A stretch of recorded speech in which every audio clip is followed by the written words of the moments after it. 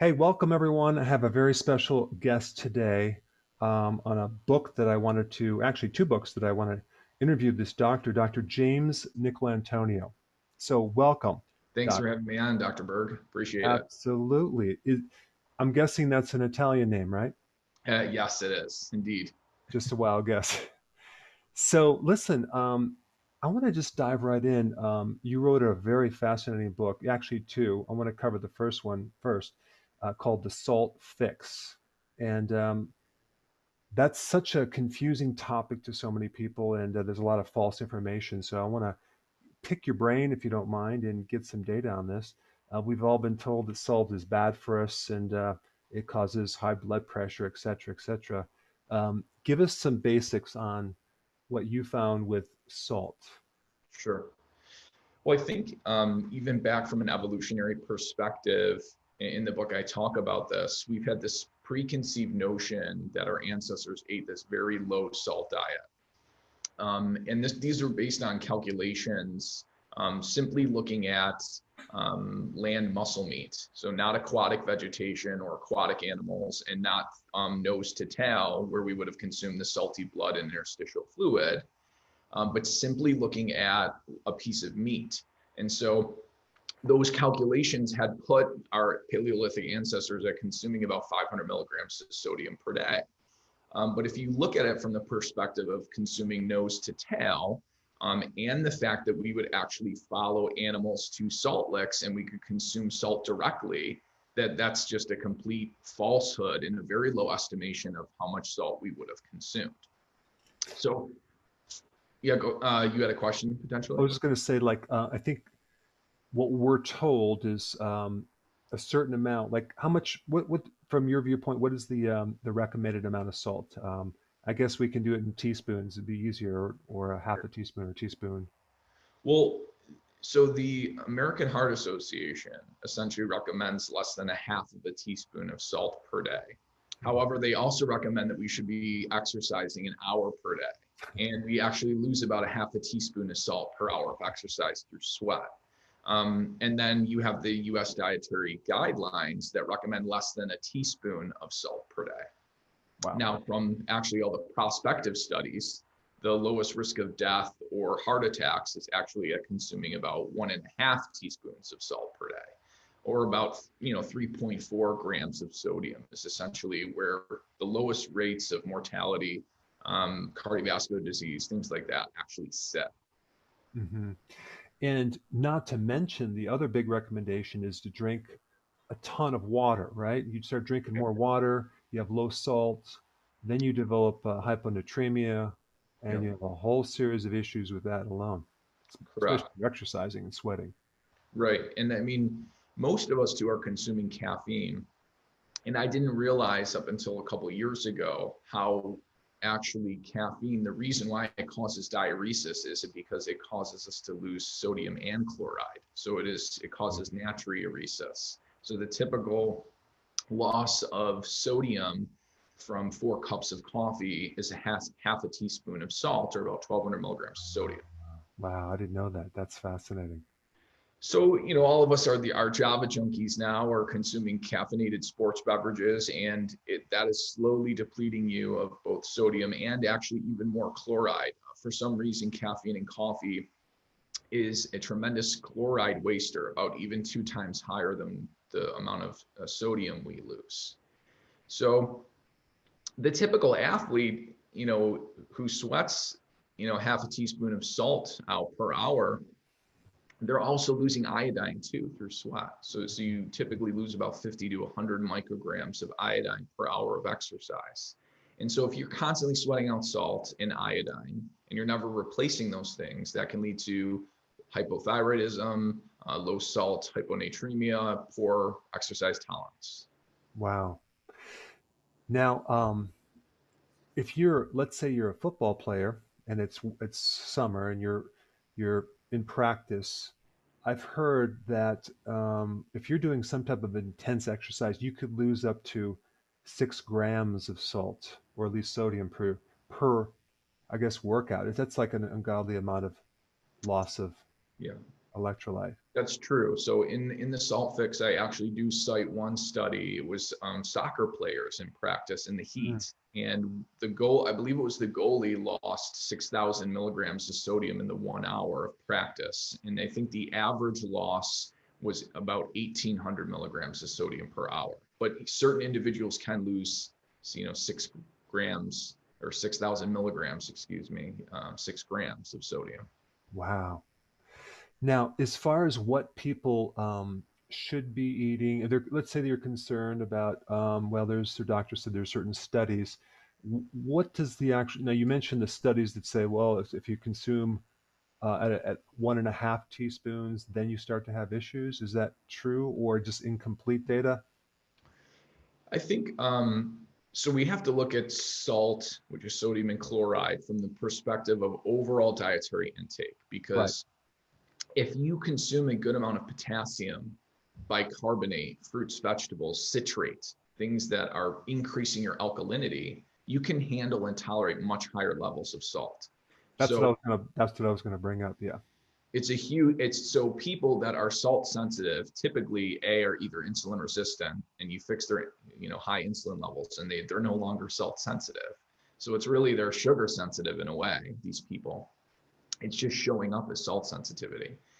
Or you increase their potassium, magnesium, and bicarbonate forming substances, either potassium citrate or bicarbonate, and you're going to be able to virtually eliminate salt sensitivity in probably 99% of people.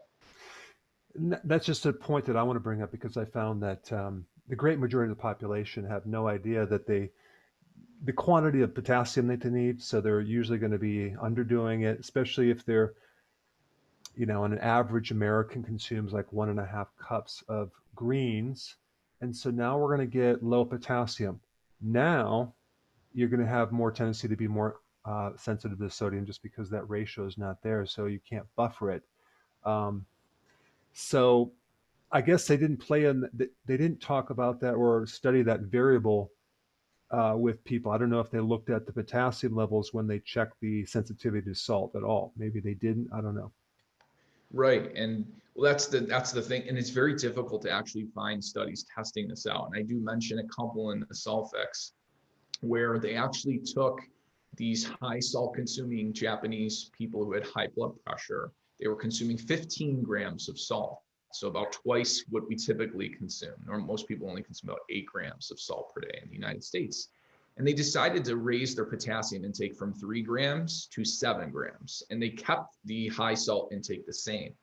And it significantly reduced blood pressure, essentially to a normotensive state or normal blood pressure. So it goes to show you, you can consume a very high salt diet as long as you get the potassium level fairly high. Got it. Um, now, as far as what you recommend that an average consumer should consume, how much salt should they be consuming? If someone is eating a whole food diet, right, so they're not consuming these high refined carbs and sugars, then really that 1.5 teaspoons is perfect for someone. Because when you start going below 3 grams of sodium, you start to see the increases in the sodium retaining stress hormones, aldosterone, renin, angiotensin 2. That is indicating that your body is in a stressed out state to retain the salt. And so you always want to keep the body in homeostasis. And that starts to separate from homeostasis as soon as you go below 3 grams of sodium per day. So brings up an interesting point. You're saying or talking about if someone's not consuming enough salt, the body can then start stressing out and activating more adrenal hormones and other hormones, right? Correct. Right. And even in animal studies, this is really interesting. If you put them on a low salt diet, they have to continuously secrete the sodium retaining hormone called aldosterone. And that has been shown to lead to hypertrophy of the adrenal glands. And that can lead to adrenal fatigue. But it's physiologically, you can see it on a hypertrophied adrenal gland from a low salt diet. So you can see that this would play out in humans as well. If you're constantly pushing out 10 times the amount of aldosterone because you're on a low salt diet, that can potentially hypertrophy the adrenal glands and lead to adrenal burnout. Wow. Is there any data that shows that doing a low sodium diet can trigger increased cortisol?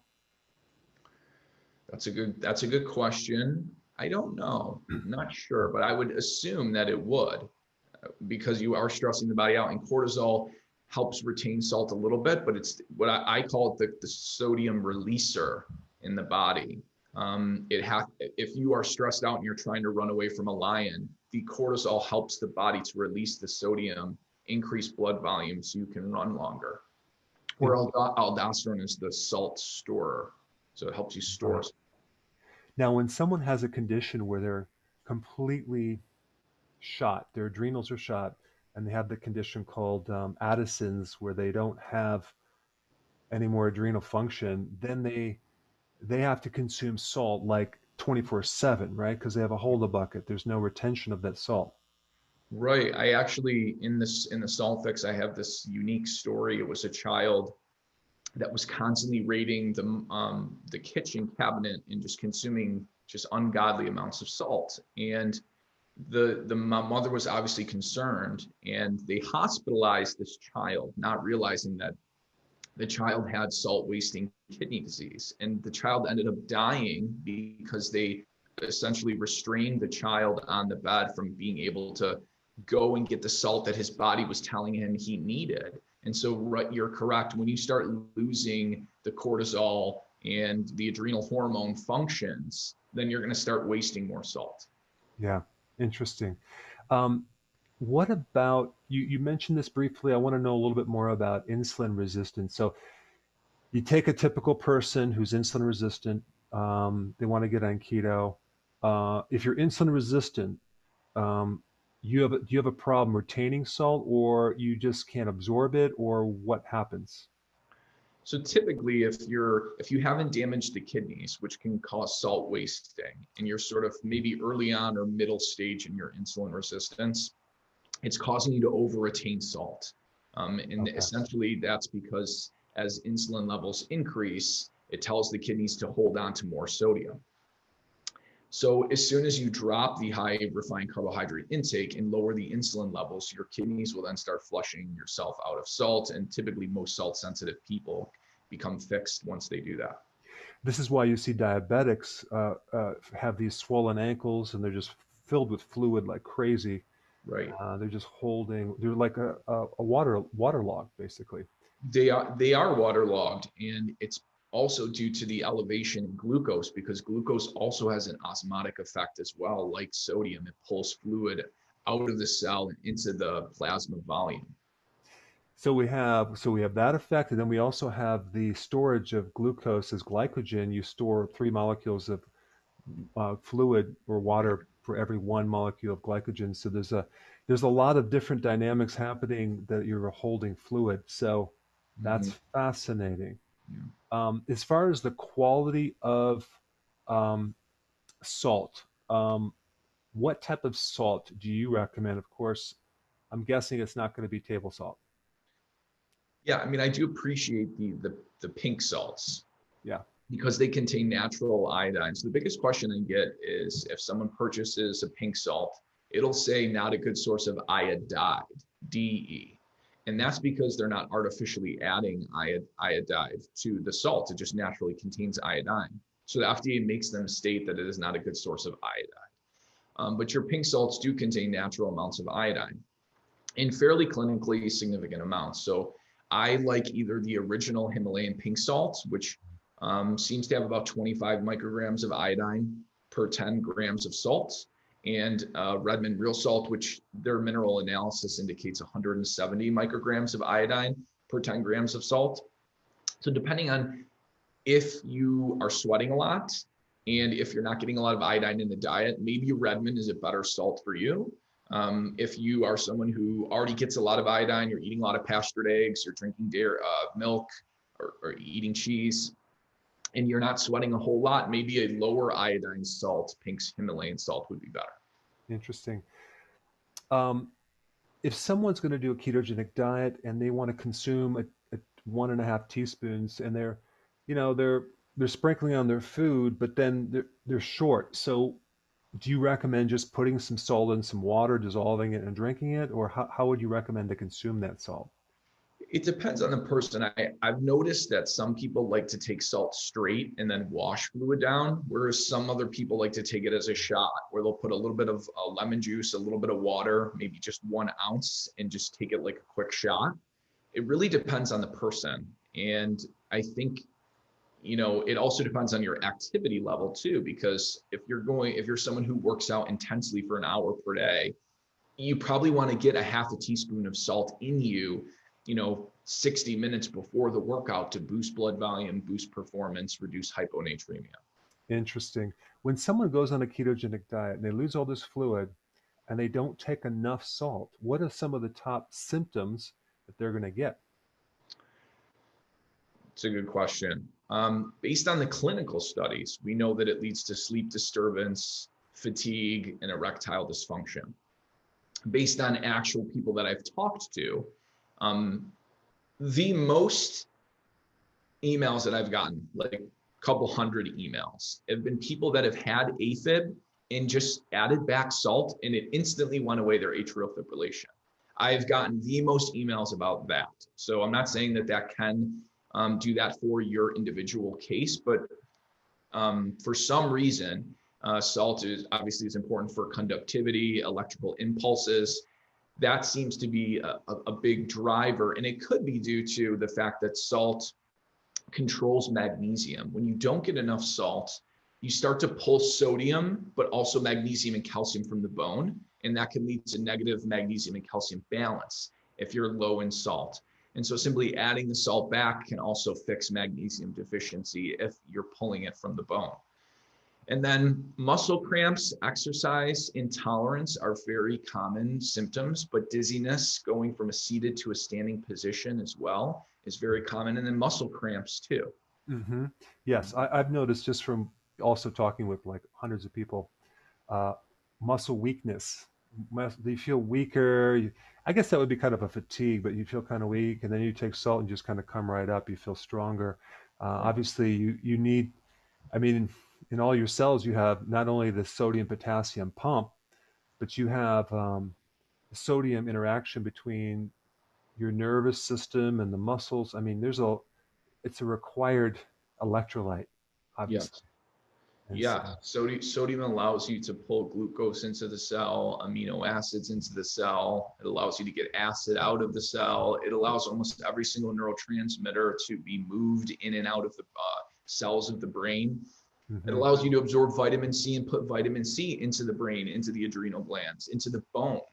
You can actually induce osteoporosis in animals by simply lowering their sodium level in the blood, preventing vitamin C from getting into the bone. So it's really interesting. Sodium is the universal molecule that is used to move almost any single substance in the body. Fascinating. Now let's switch to chlorides. So you get sodium chloride. Um, as far as building up your stomach acids, for example, making hydrochloric acid, if you're low on chlorides, what type of problems could occur? Almost any nutrient deficiency would happen then because you need that stomach acid in order to digest your food and then in order to absorb nutrients. So you can see things like small intestinal bacterial overgrowth or a lot of bloating if you don't have good stomach acid, which could be due to a low salt intake. And this has actually been tested out in studies. People have gone from a normal salt intake to a low salt intake, and it significantly reduces the acid in the stomach and raises the pH of the stomach. So it's important to keep a very acidic stomach, and you cannot make chloride. We can't synthesize it. You have to get it by eating salt. Fascinating. That's awesome. Mhm. Well, that's awesome. So let's switch to your other book that actually was co-authored by Sim Land, which he came to my summit the last year. It's called The Immune Fix. So tell us a little bit about that book in very simple layman's terms. I know you're giving a lot of natural things, but give us a little bit more data on that book. So the immunity fix was born out by some of my publications in the academic literature. I was trying to figure out what potential nutraceutical strategies may help against RNA viruses, including coronavirus. And we actually published probably the first review paper in February. It was press released by Elsevier on this potential strategy. And then I said, I need to really turn this into a book because nobody reads academic literature. And it ended up turning into this 2,500 referenced sort of like Bible on immunity.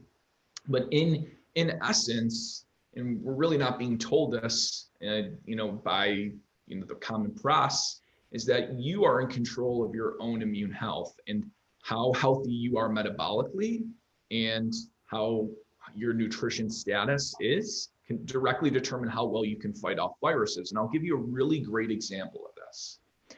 There's a virus, an RNA virus called Coxsackie-virus. And in some kids, it causes hand, foot, and mouth. And in most people, it doesn't cause anything. You don't even know you have it. But if you're deficient in just one mineral, selenium, it causes Keyshawn disease, which leads to cardiomyopathy and death.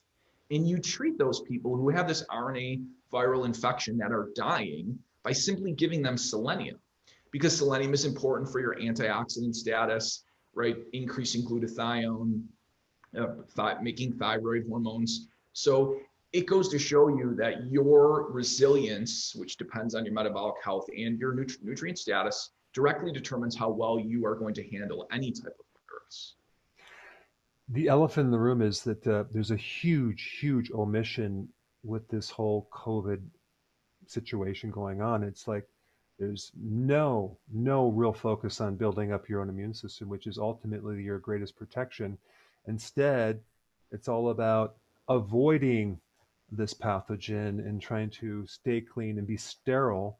But it's a huge missing thing, and I know in your book that you go into major details. So this book is also really good for people that are under want to know all the details. Um, I mean, your immune system also needs salt and chlorides as they use that as part of their weapons to kill off certain things. And so you cover that in great depth. One quick question about viruses in general. In your book, you get a lot more into it, but what are like maybe the top nutrient that someone needs to focus on more if they're concerned about a weak immune system and viral protection? I would say the two nutrients, because they're very highly linked, is magnesium and vitamin D. And so you have 1 billion people globally that are vitamin D deficient, and half the global population is vitamin D insufficient. So, and that increases, if you are severely D deficient, that increases your risk of dying from COVID-19 by 15-fold. And you can't change how old you are, but you can certainly fix your vitamin D levels. And then magnesium is required to activate vitamin D in the body via these hydroxylase enzymes. And about 50% of the US population is deficient in magnesium. So taking those two together are very important for maintaining a healthy immune system. See, I thought you were going to say zinc, but when you said magnesium, you're basically you're telling me that which makes sense. Magnesium is required for vitamin D. So without vitamin D, it boils down. That's like your weak thing. So if you're low on magnesium, the vitamin D really won't work that well. So Right. all. So I think what you're saying is like vitamin D is like the pinnacle, the most important thing because it's like the immune modulator. Well, right. And you have these vitamin D receptors on almost all of your immune cells. And in order to activate those, you have to form the active hormone called calcitriol. And once calcitriol binds to those receptors, you can get, you fix sort of like these overactive inflammation when you do that. But in order to get the calcitriol, you need the magnesium to convert D to the active hormone. What about some of the worst foods that someone should avoid for their immune system?